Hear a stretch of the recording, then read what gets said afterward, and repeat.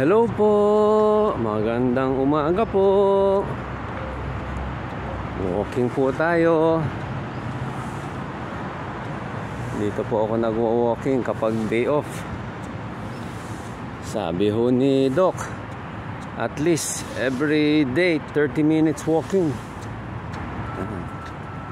Dito po sa Dubai, kahit na maliit po yung park, alagang-alaga po nila. Ayan, mayroon pa akong tagalinis. Oh, dinidisinfect pa ho niya. Time check, 7:30 in the morning. Dati ho, itong mga punong to maliliit pa lang ho eh. Ngayon ho, grabe na, laki na ho.